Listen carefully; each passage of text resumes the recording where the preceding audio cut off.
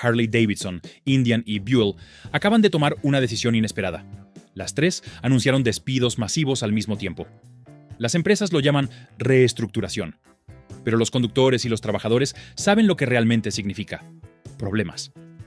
En las fábricas de York, Spirit Lake y East Troy, a los mecánicos veteranos se les comunicó que habían perdido su trabajo. Los concesionarios no supieron nada hasta que recibieron un correo electrónico a altas horas de la noche. Este no es solo otro año de ventas bajas. Es una señal de alerta de que la industria estadounidense de motocicletas está pasando por momentos más difíciles de lo que se creía. El motor que impulsó generaciones está empezando a fallar. Y quédense conmigo hasta el final, porque la razón final detrás de estos despidos es algo que ningún motociclista vio venir. Y podría cambiar el futuro del motociclismo estadounidense para siempre. El detonante que nadie esperaba.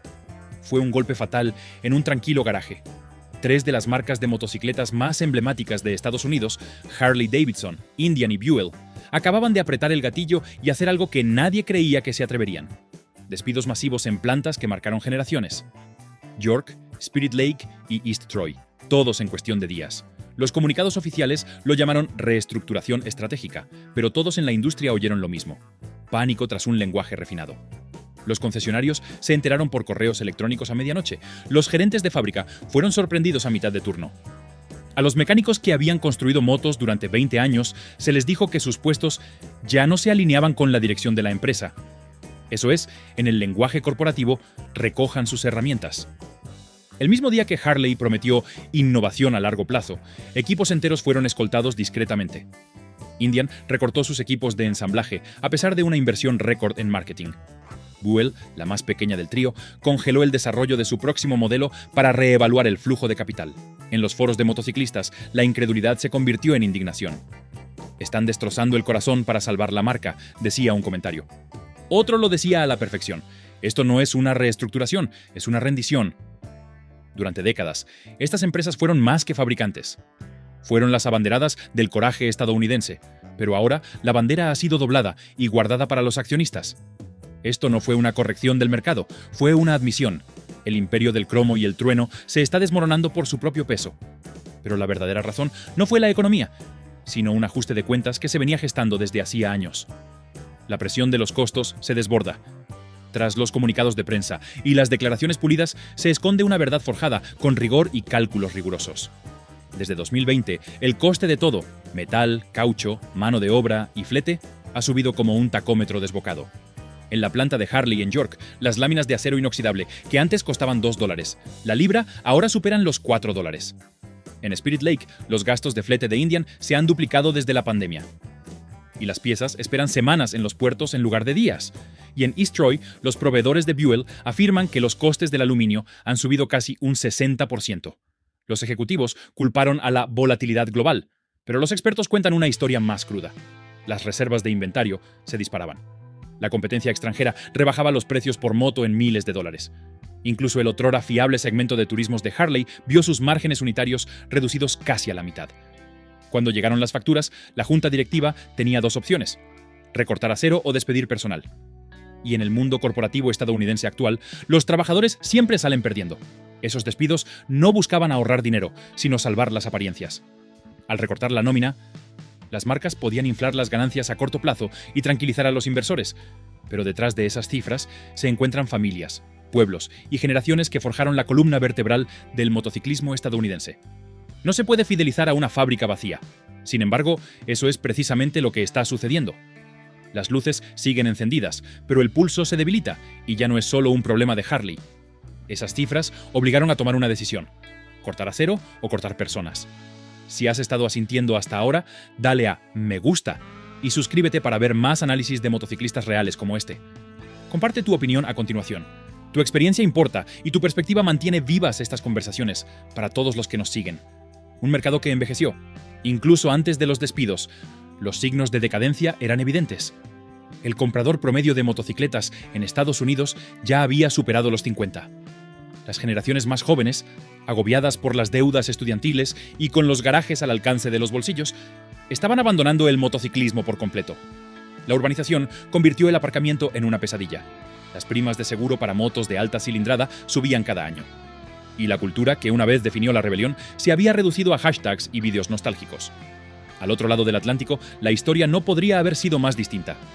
En Europa, los programas para nuevos ciclistas prosperaban. En Asia, las bicicletas de baja cilindrada se vendían por millones. Los fabricantes se adaptaron rápidamente. Cuadros ligeros, motores híbridos y bicicletas asequibles para el día a día.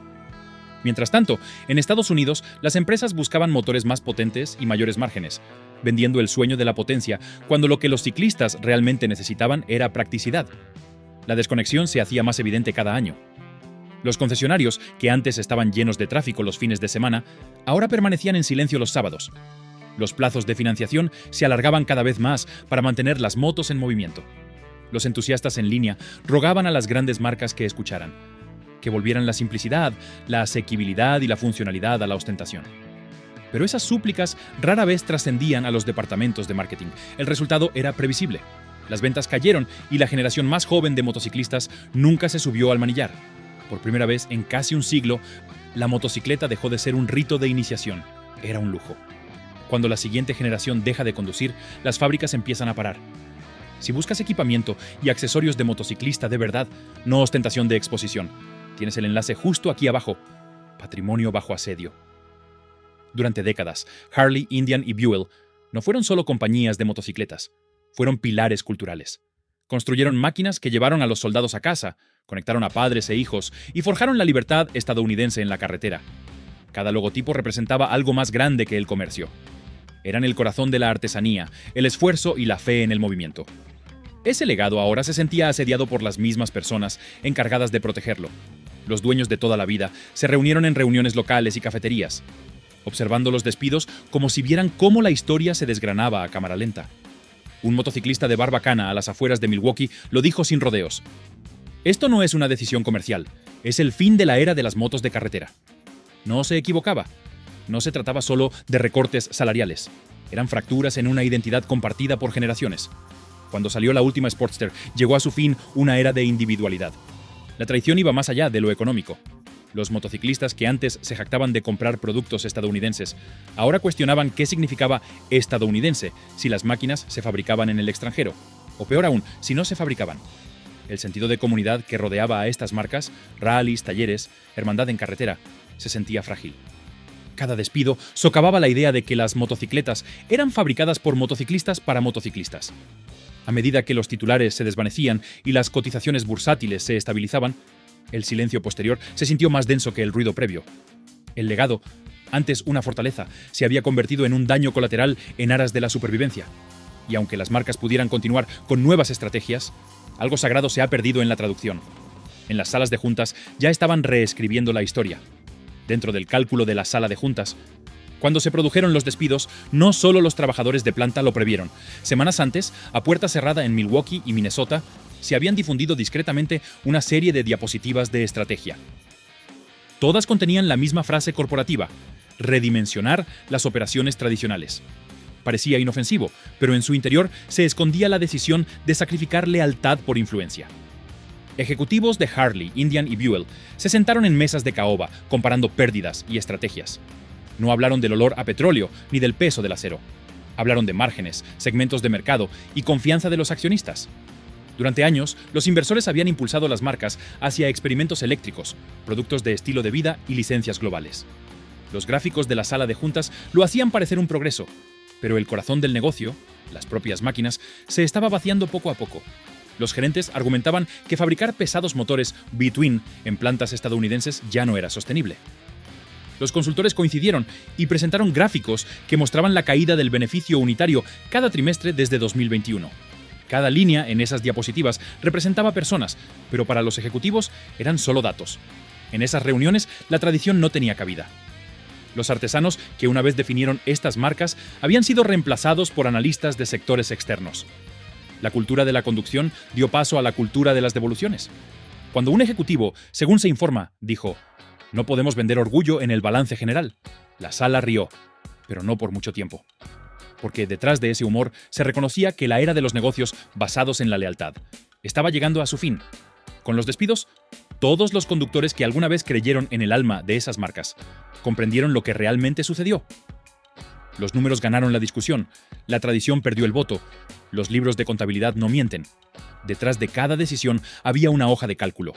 Los registros de ventas en el sector estadounidense de motocicletas habían caído en 2 dígitos desde 2022. Al principio, la dirección lo describió como una corrección temporal del mercado, pero a mediados de 2024 era evidente que se trataba de un declive estructural, no de una caída. Los concesionarios acumularon inventario sin vender durante meses, algunos durante casi medio año. El valor de los vehículos de intercambio se desplomó. Las tasas de financiación se dispararon por encima del 8%. Los compradores que antes llegaban con el dinero en efectivo ahora calculaban los intereses como si fueran agentes hipotecarios. El coste de mantener el inventario era devastador. Cada día que una moto permanecía sin venderse era otro día de seguro. Intereses sobre el plano y depreciación. Algunos concesionarios, discretamente, empezaron a alquilar espacio a negocios secundarios, alquiler de vehículos todoterreno, boutiques de ropa, incluso cafeterías, solo para mantener el negocio en marcha. Según datos internos de Harley, en un momento dado se registraron más de 30.000 unidades en inventario obsoleto.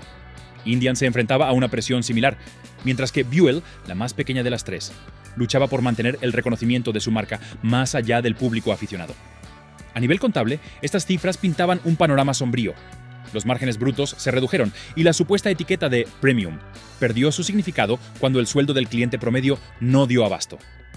Sobre el papel, todo parecía organizado. Los ingresos se enumeraban con claridad. Los costos se desglosaban por colores. Pero cada línea ocultaba la historia de los conductores que ya no podían permitirse lo que una vez soñaron tener. El sistema corporativo había aprendido a gestionar el declive, no a revertirlo.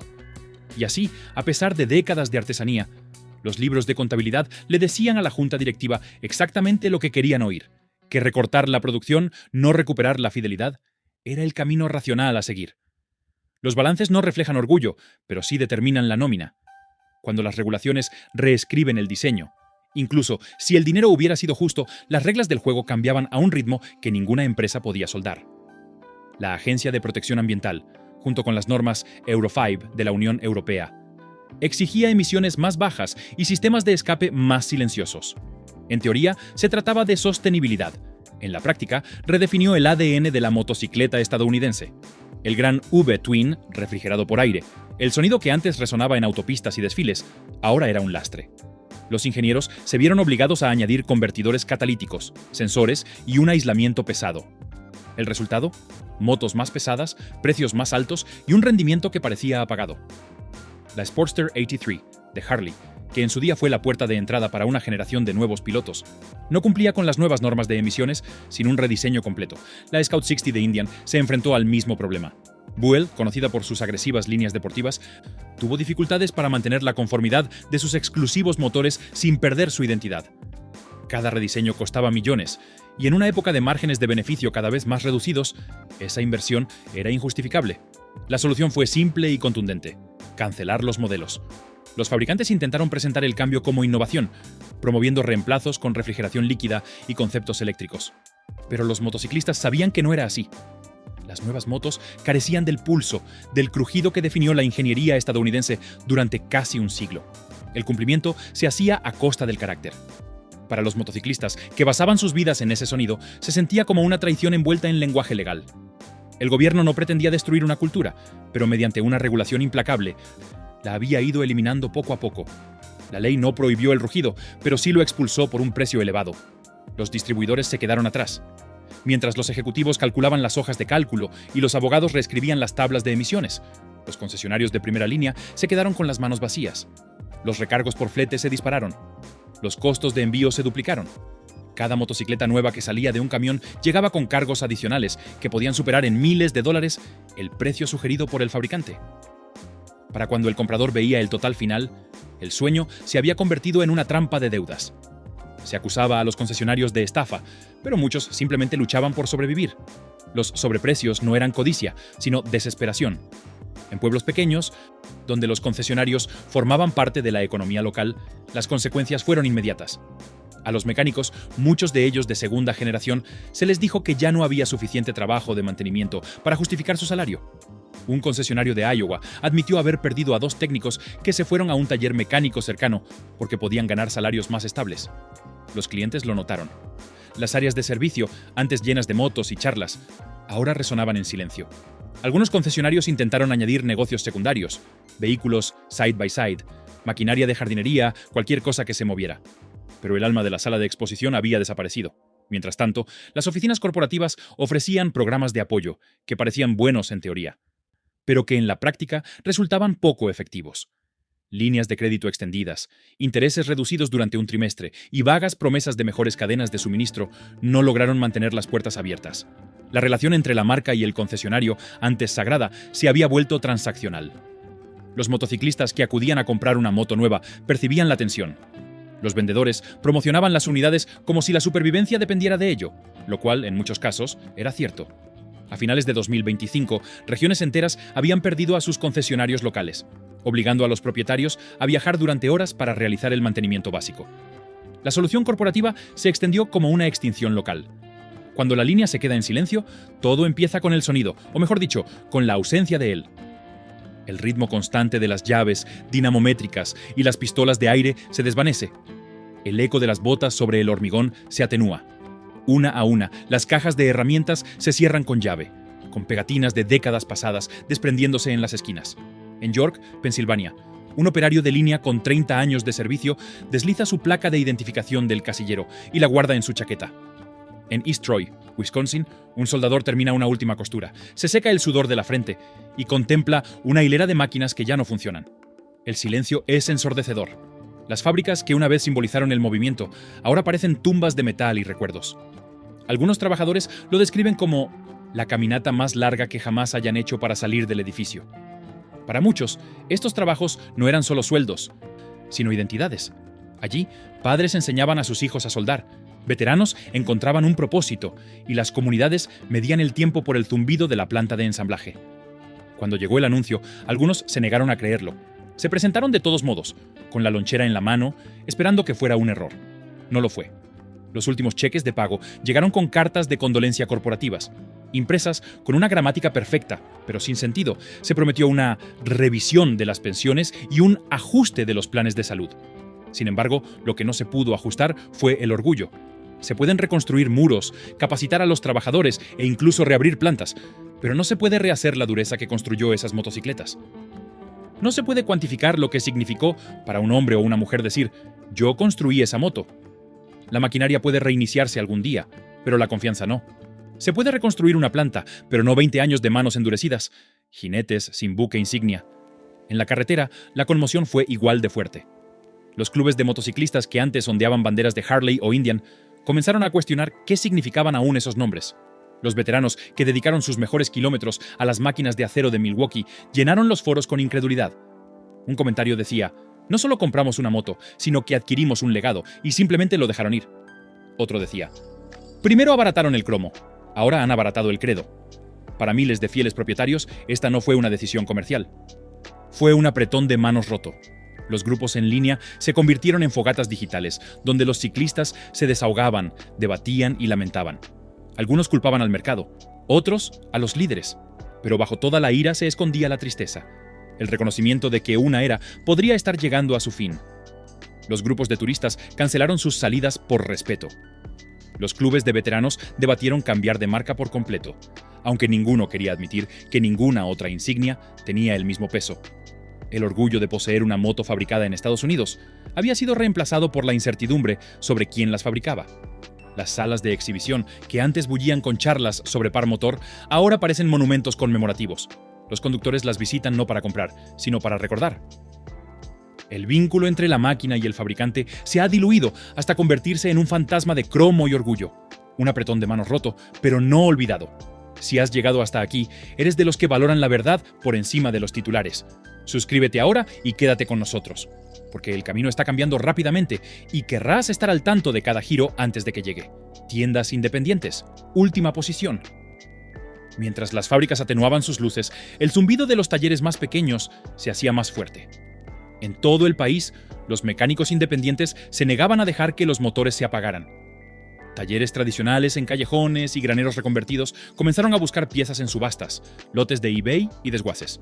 Soldaban, parchaban y rediseñaban, manteniendo vivas las motos que las grandes empresas habían abandonado. En Michigan, un maquinista jubilado construyó nuevas pinzas de freno con aluminio reciclado. En Texas, un equipo de 2 personas comenzó a imprimir 3 soportes de repuesto en D para modelos Buell descontinuados. Este resurgimiento clandestino no fue corporativo, sino personal. Los motociclistas no solo querían mantener sus motos, sino preservar lo que representaban. Los independientes se convirtieron en héroes populares, demostrando que la innovación no necesita logotipo. Un taller en Nevada comenzó a especializarse en conversiones de triciclos para motociclistas mayores, brindándoles una forma de seguir en la carretera de forma segura y cómoda. Otro en Florida se enorgullecía de reconstruir los primeros motores Milwaukee 8, usando solo piezas recuperadas y mucha paciencia.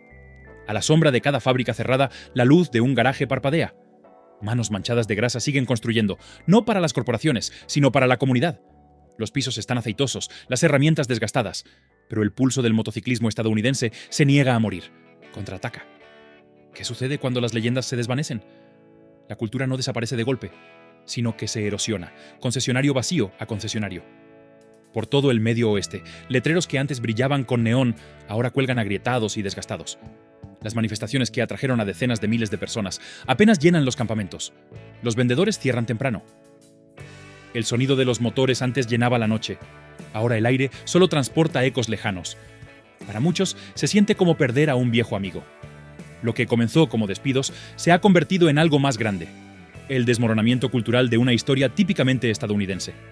Las motocicletas siempre han sido más que máquinas. Han sido símbolos de libertad, rebelión y artesanía. Cuando esa identidad se desvanece, deja un vacío en el espíritu nacional. Los motociclistas que dedicaron su vida a defender esos ideales ahora ven cómo las corporaciones los cambian por hojas de cálculo y eslóganes. Sin embargo, incluso en la decepción hay orgullo. Recuerdan cómo era recorrer el país cuando la gasolina era barata y la libertad parecía ilimitada. Recuerdan el olor a aceite, el traqueteo de las herramientas, la sensación de que el camino pertenecía a cualquiera con la valentía de recorrerlo. Puede que las fábricas se callen, pero el espíritu perdura. En los rallies clásicos, en los talleres nocturnos y en cada desafiante O-Between, que aún ruge en algún lugar. La leyenda no ha desaparecido. Espera a una nueva generación que redescubra por qué el mundo una vez rodó con fuerza. El mundo sigue avanzando. Mientras la industria estadounidense de motocicletas se apretaba el cinturón, el resto del mundo mantenía el ritmo. En toda Europa y Asia, los motociclistas compraban nuevas máquinas a un ritmo sin precedentes en décadas. En países como India y Tailandia, las motocicletas de cilindrada media, de entre 300 y 700 centímetros cúbicos, volaban de las concesionarias. Japón, que se creía que había alcanzado su máximo rendimiento, veía a jóvenes profesionales volver a desplazarse en 2 ruedas para evitar el tráfico y ahorrar combustible. Incluso en Alemania y España, las ventas aumentaron en 2 dígitos en 2024, impulsadas por modelos de movilidad urbana asequibles. Estas no eran compras de lujo, eran prácticas. Fabricantes como Royal Enfield, Honda y Yamaha se adaptaron rápidamente a los estilos de vida cambiantes. Construyeron motos ligeras, eficientes y con precios accesibles para los consumidores más jóvenes. Royal Enfield, por ejemplo, duplicó su capacidad de producción en tan solo 3 años y abrió nuevas plantas en Asia y Sudamérica. Honda se aferró a su estrategia global. Motos más pequeñas para el transporte diario, motos más grandes para los amantes del turismo. La lección fue clara. El mundo no se había desenamorado del motociclismo. Simplemente había evolucionado. Las marcas estadounidenses buscaban la nostalgia y los precios altos, mientras que otras fabricaban bicicletas asequibles y prácticas. En el extranjero, la libertad llegó con más ligereza y sencillez, un medio de transporte, no un trofeo. Mientras Estados Unidos recortaba gastos para sobrevivir, el resto del mundo avanzaba para prosperar. El punto ciego de Washington. En los círculos políticos de Washington, D.C., la crisis apenas se percibía. Los legisladores hablaban de cifras de empleo y balanzas comerciales, pero pocos comprendían el núcleo cultural e industrial que latía bajo todo aquello. Los economistas advirtieron durante años que la fabricación nacional de motocicletas era vulnerable a la misma lenta desangramiento que devastó las industrias siderúrgica y textil. Las señales eran evidentes: deslocalización de componentes, falta de instalaciones modernizadas y mínima inversión en formación profesional. Sin embargo, año tras año, las advertencias aparecían en informes que nadie leía. Los aranceles destinados a proteger los productos estadounidenses a menudo tuvieron el efecto contrario. Cuando los impuestos a las importaciones se dispararon, también lo hizo el costo de las materias primas: acero, aluminio y caucho.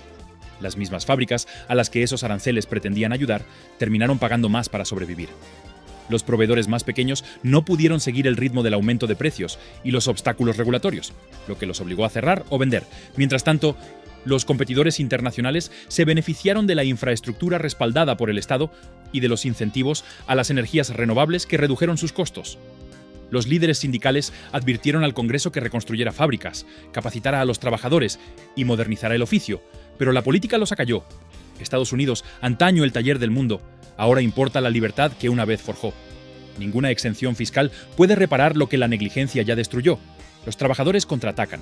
Pero incluso cuando los gigantes corporativos cortaron lazos, quienes construyeron las máquinas se negaron a rendirse. En todo el Medio Oeste se formaban nuevas alianzas entre maquinistas, soldadores y operarios de línea. Ex empleados de Harley e Indian creaban cooperativas, uniendo sus habilidades para licitar contratos de piezas en lotes pequeños. Lo que comenzó como una lucha de supervivencia se estaba convirtiendo en resistencia. No eran protestas políticas, sino actos de preservación. Los hombres y mujeres, que dedicaron su vida a dominar el arte del metal, estaban decididos a mantener vivo ese oficio. Los centros de capacitación en Wisconsin y Pensilvania comenzaron a ofrecer programas de reciclaje para trabajadores despedidos, no en programación ni finanzas, sino en mecanizado CNC y ensamblaje de transmisiones eléctricas. Grupos de veteranos se unieron, conectando las habilidades mecánicas con iniciativas específicas para militares en transición.